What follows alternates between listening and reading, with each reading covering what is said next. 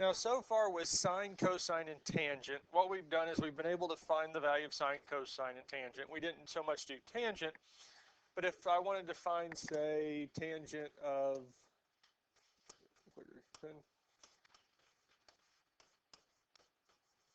45 degrees, we could be able to find it by plugging it into the calculator, and it would give us a value. And tangent of 45 would be,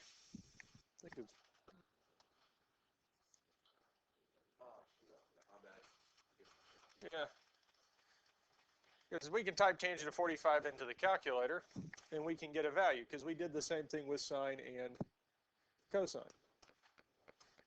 Tangent of 45 degrees is 1. So we can actually plug these into the calculator and get an answer for sine, cosine, and tangent. We've also used sine, cosine, and tangent to solve for missing sides, because we know that sine of a given angle is equal to the opposite side length over the hypotenuse. Cosine of a given angle is adjacent over the hypotenuse. And tangent, opposite over adjacent. Sine is opposite over the hypotenuse. Cosine is adjacent over the hypotenuse. And tangent's opposite over adjacent. And we've been able to use these to solve for missing side lengths. Now, the last thing we can actually solve for is angles. If we're given the side lengths, we can actually solve for the angles. But the issue with this is getting the angle out of sine, cosine, or tangent. So we need a way to get the angle out. And what we can use is something called inverses. Because sine of an angle will give us the ratio of sides. So the inverse of it would give us back to the angle, or should anyways. So let's look at these here. So we can type these in a calculator. Now to get sine inverse, we're going to go second sine. And then we can say sine of 47. 74? Yep.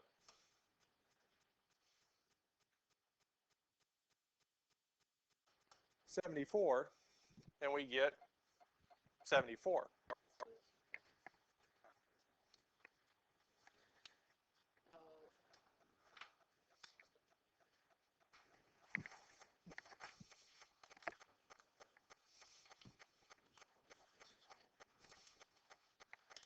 So second sine 74.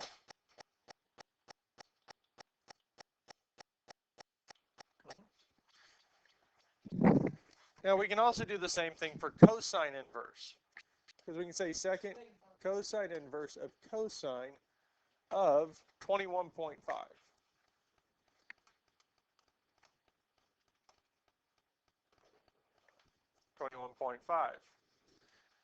And the last one we have tangent inverse of tangent of, I think it's 58 is what we have.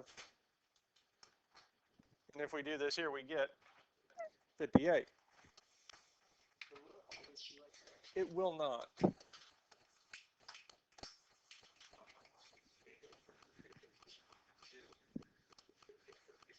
Because there are some restrictions for how this works.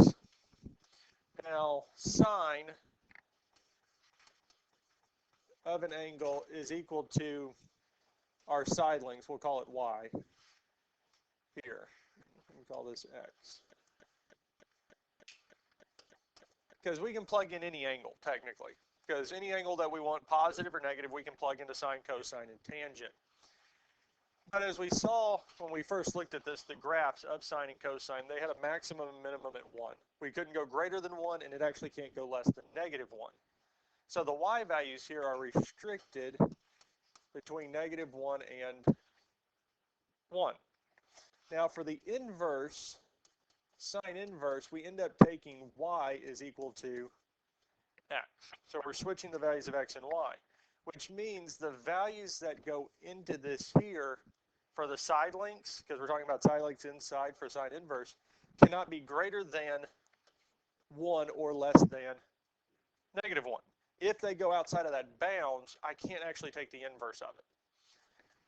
So there are some restrictions on what we can use sine inverse and sine, and it does get a little bit more tricky when we get out of the range for what's inside here.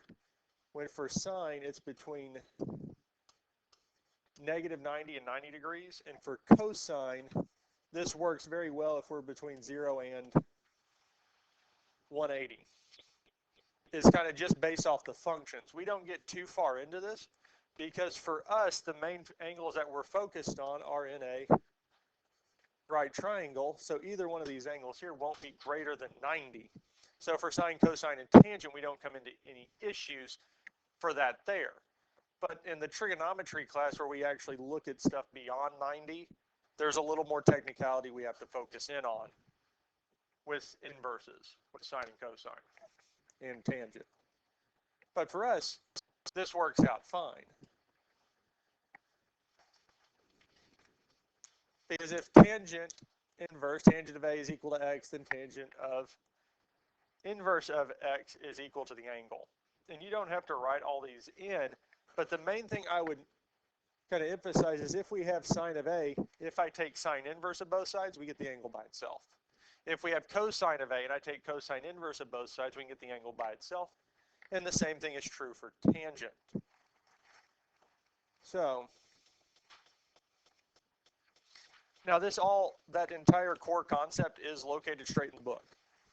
So if you look at 9.6 and wanted to get that down, it is straight out of the textbook.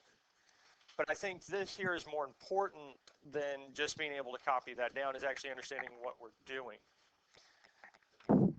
So here, guys,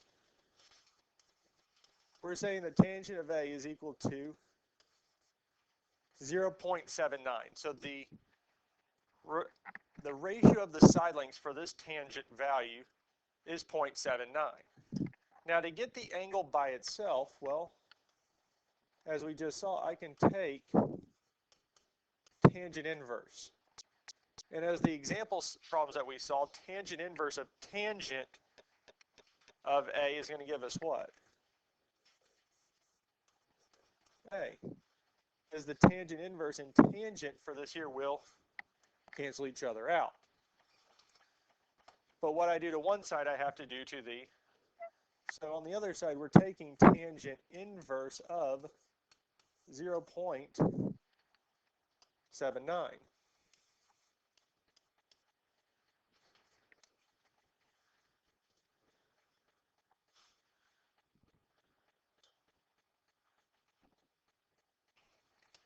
So in this here, we can go second tangent inverse of 0.79 and hit enter. Huh? And we should get 38.3. Did y'all get the same thing? So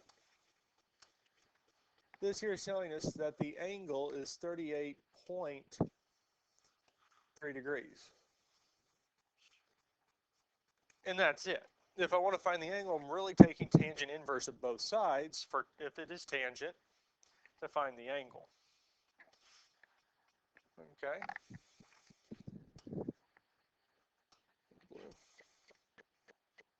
So for the second one here, we have sine of B is equal to 0.87. So what are we going to do? So we're going to apply sine inverse to both sides.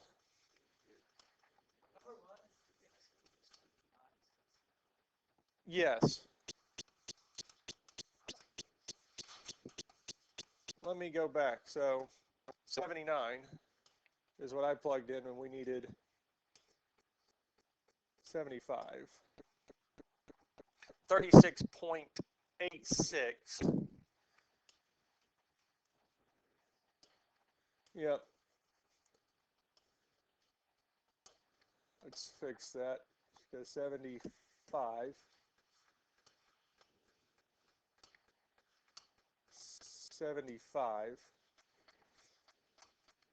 36.86 exactly 36.9. Yep, so that was just a copy error. Thank you for catching that. So that does change the value by almost 2 degrees. Okay, so yes. Any other questions on the first one besides that copy error? Okay, so we do have the second one correct here because we are using 0.87. And if we type this into the calculator, sine inverse of 0.87, we would get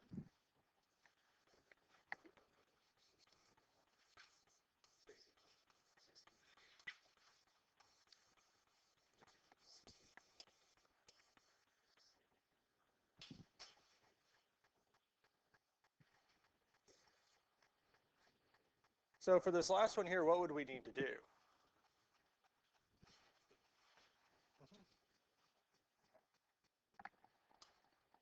So here we have cosine of c is equal to 0.15. So what are we going to use? So we're going to apply cosine inverse to both sides because we're taking the inverse of both functions. Cosine inverse of cosine of c is just going to be c is equal to cosine inverse of 0.1 is what? 81.4.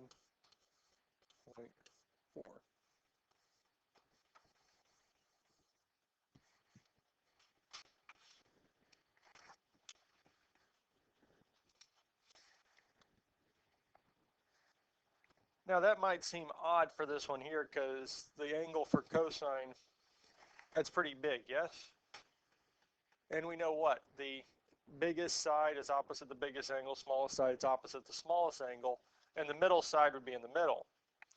Well, for this triangle, we know one of the angles is going to be 90. For us to be able to do this, we're looking at a right triangle, which means the other angle has to be small.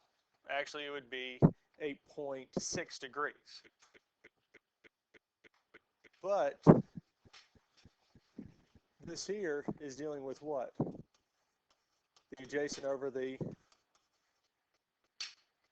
So the side that's actually opposite this angle would actually not be the hypotenuse. Actually, let's draw a triangle out. Because it would be this angle right here, yes? Which makes this the longer side, but we're still talking about the side next to it. The 1.5 is actually not talking about the side opposite the 81 degrees. It's talking about the side opposite the 8.6. Because if we draw the triangle, let's actually do that. Draw it nice and big. Angle, as we found 81.4 degrees, yes? Well, cosine is what over what? Adjacent over the... So the relationship of these two sides is the 0.15,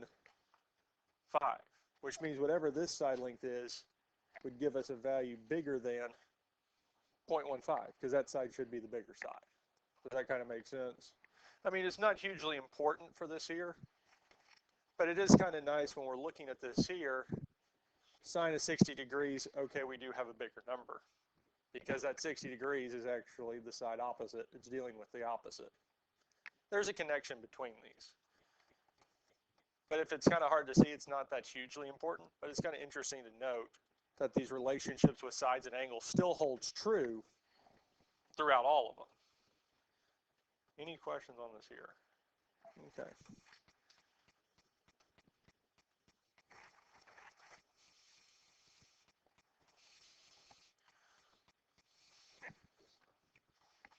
So for the first one here, what are we going to do to both sides? We're going to take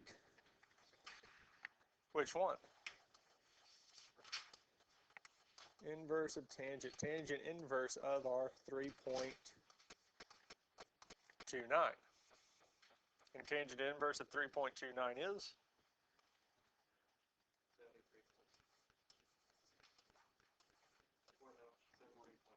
73.1.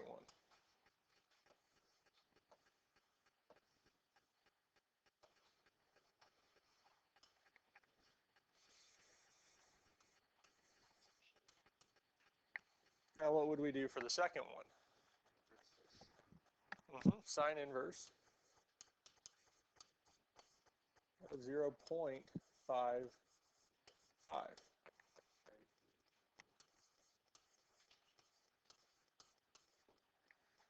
And lastly, to find C, we're going to take cosine inverse of 0.87.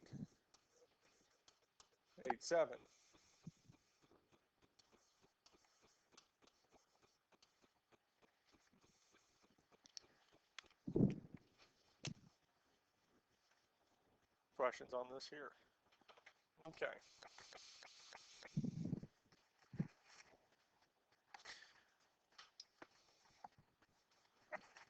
Do we feel comfortable with kind of finding these angles, given the ratio of the sides? Do we need to see another example of these three here? Okay. Solve for the right triangle, round decimal answers to the nearest tenth. So, how many things are we finding? Because we do know the value of angle C. It's 90 degrees. Do we know the other two angles? Do I know all three sides? So, I'm solving for the value of C and for angles A and B. Now, looking at this here, well, C is probably going to be the one that's easiest to solve for first, because we actually don't need to use sine, cosine, or tangent to find it. What can we use? Pythagorean Theorem. A squared plus b squared is equal to c squared. So, A, B, and C, which ones do we know? Which are?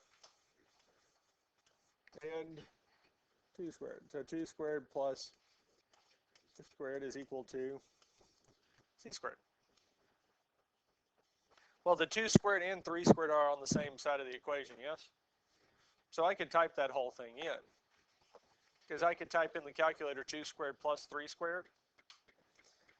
And if we did that or did it individually, well, 2 squared is 4, 3 squared is 9, and 4 plus 9 is 13. And last but not least, what do we need to do? Square root both sides. So C is equal to the square root of 13.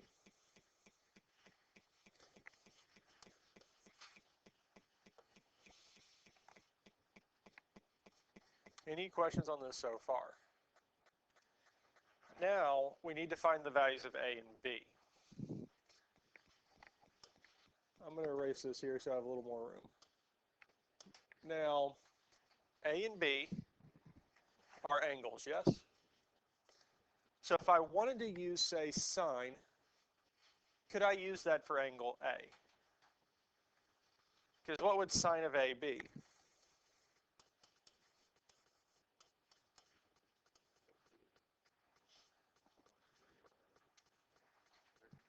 So sine of A is opposite, which would be over the hypotenuse, which is the square root of 13. So could I use sine to find this? Well, that's one of the setups we kind of had already. Could we use cosine to find angle A? Because it'd be the adjacent side over the hypotenuse, yes? Could I use tangent of angle A to find the measure of angle A? Because opposite over adjacent, yes? Because for any of these here, for sine I need opposite and hypotenuse. Well, we have those. For cosine I need adjacent and hypotenuse. we have those. And we also have opposite and adjacent because I do have all three sides, yes? So let's see what we get. If I wanted to solve for sine, or for angle A using sine, at this point we would do what to both sides? Sine inverse. Take sine inverse of both sides. And here the sine inverse and sine would simplify each other out, leaving us with inverse of sine of 3 divided by the square root of 13. And again, we can pull up the calculator and say second sine inverse of 3 over second square root of 13. Which gives us 56.3, and it goes on out, but we'll keep it to the nearest tenth, which tells us that this here is 56.3 degrees. Okay.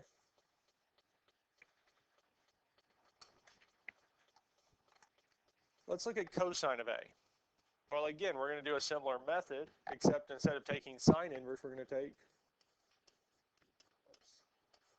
cosine inverse of both sides, which these will cancel, telling us A is equal to cosine inverse of 2 over the square root of 13. A is equal to 56.3 degrees. And if we use tangent, well, applying tangent inverse to both sides would get these two cancel, telling us A is equal to tangent inverse of 3 halves. And A is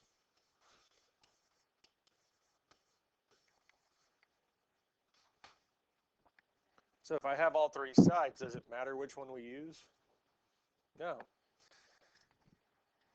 But if we weren't asked to find all three sides, it would tell us what we need to do, because we would need to see which side lengths are given. But realistically, if we find the third side first, we can find either angle. We can pick which one we want. And that's why I'm using this here to kind of show you all that. Now, we found that A is 56.3 degrees, yes? We still need to find the other angle, yes? How can we do that?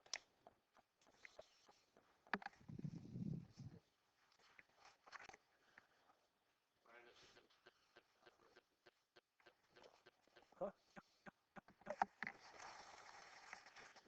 Triangle's not 360. So we know that this is 90, yes? Well, we can add those together. 90 plus 56.3. And if we add these two together, well, we'll have the 0.3, 146. And we can subtract 146 from what? 180.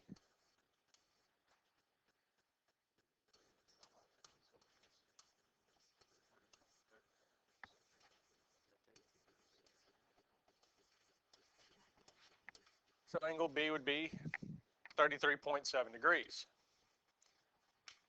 Now, questions on this here?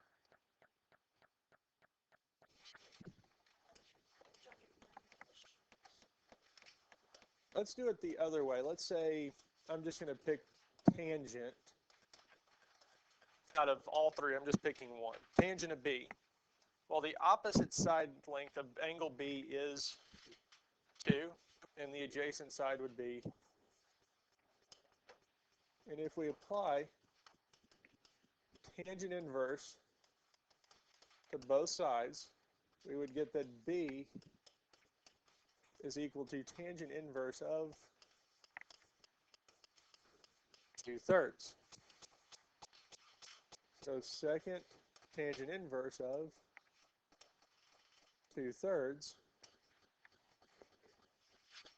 33.69, which would round to 33 point. And that works too. So really, looking at this here, and they might want you to approximate the square root of 13 to the nearest tenth. But for the angles, I would leave it as the square root of 13, because square root of 13 will give us a more precise answer for the angles, because if we round the square root of 13, which means our approximation for the angles is going to be off by that rounding. But looking at all this here, how much of these did we actually have to use sine, cosine, and tangent for? Well, square root of 13, we used Pythagorean Theorem, and then just found one angle. And used the fact that the sum of the interior angles is 180.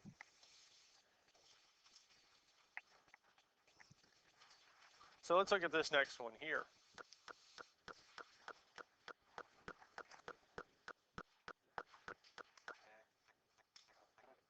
Pythagorean Theorem. A squared plus b squared is equal to c squared. Now they tell us the values of a and b are 20 and 21. So we can say 20 squared plus 21 squared is equal to c squared. And 20 squared plus 21 squared, type that in, because 20 squared is 400. 21 squared would be 441, which gives us a total of 841. But we can't leave it there. We have to find square root of it.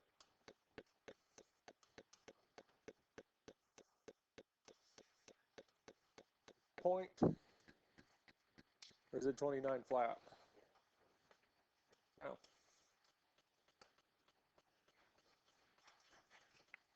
That's very nice. So we see that the hypotenuse is 29.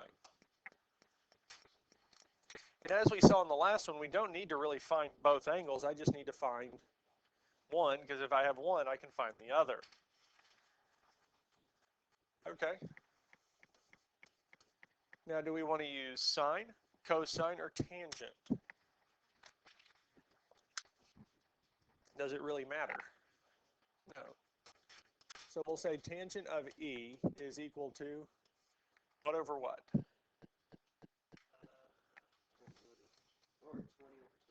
So the opposite side to angle E is 20, and the adjacent side is 21.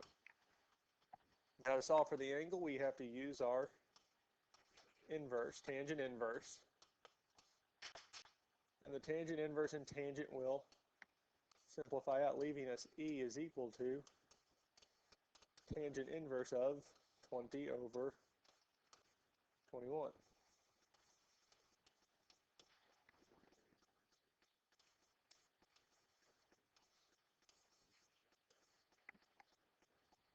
So E is 43.6 degrees. We can add them together and subtract from 180, but we know that one of the angles is what? 90, yes? So the other two have to add together to be 90.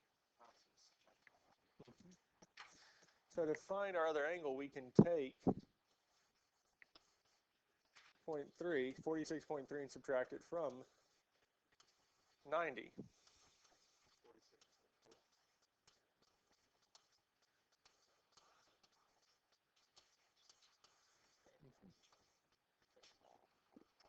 So the measure of angle E is 43.6. The measure of angle D is 46.4. And the hypotenuse was 29. Questions on this here? Let's look at another one. So this one here is a little bit different because it did not give us the two sides. It gave us one of the sides in the hypotenuse. So we're still going to use the Pythagorean theorem. A squared plus b squared is equal to c squared. Now this time we know we can say a is 1 plus b squared is equal to 109 squared. Well, we can't just plug it all into the calculator.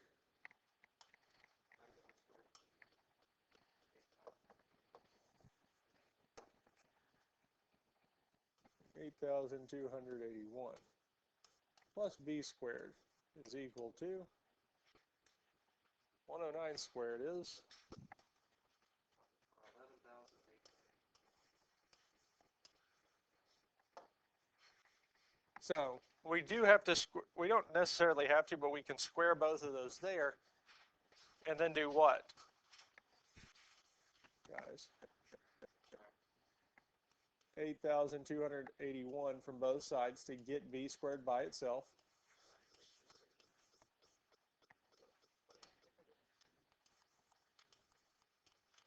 And get b squared as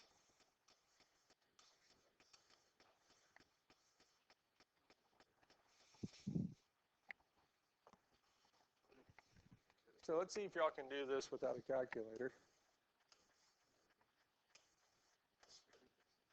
So what's the square root of 36?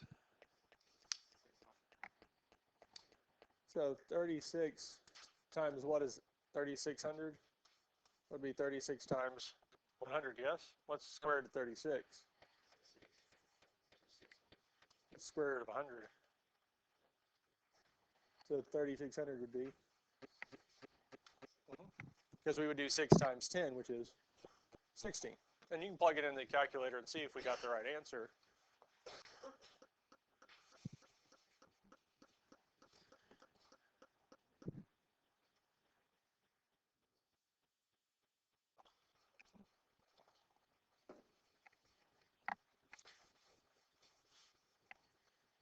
So that tells us the other side length is 60. So looking at this here,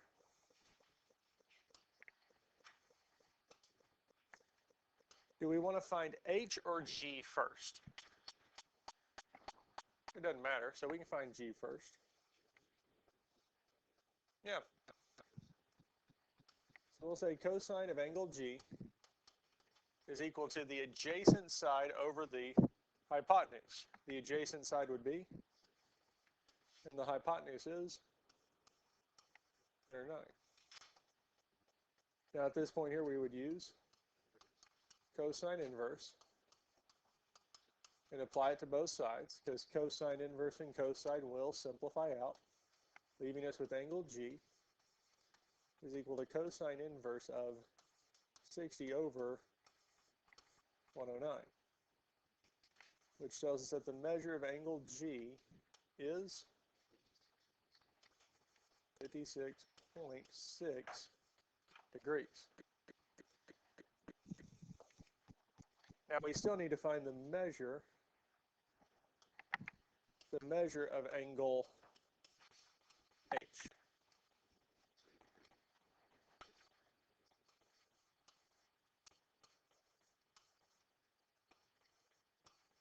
Because the two acute angles add together to be 90.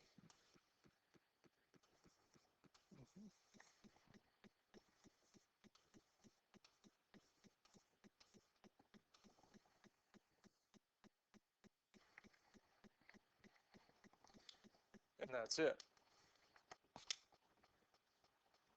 Questions on any of this here?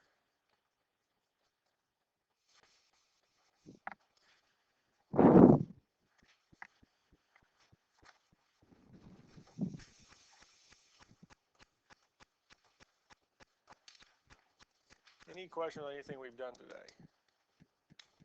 Do we need to see another example of one of these? No.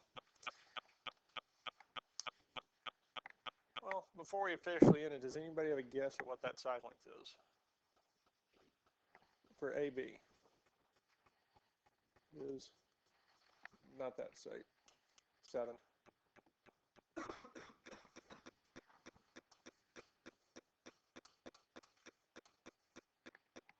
Pythagorean triples. Yeah. It is 3 whole numbers that plugged into the Pythagorean theorem give us a true statement. So it's saying that 7 squared plus 24 squared is equal to 25 squared. So if we looked at a calculator, 25 squared is 625. 7 squared plus 24 squared is 625.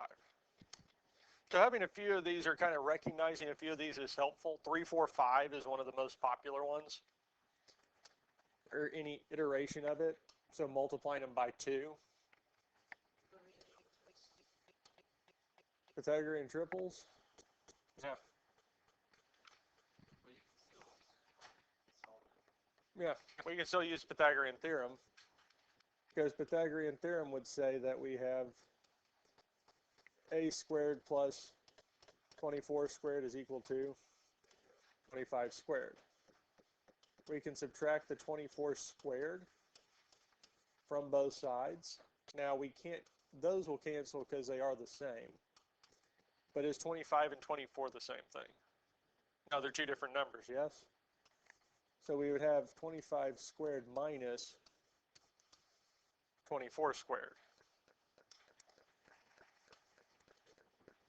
25 squared minus 24 squared gives us 49. Second square root of 49 gives us 7. And that's all we're doing for today.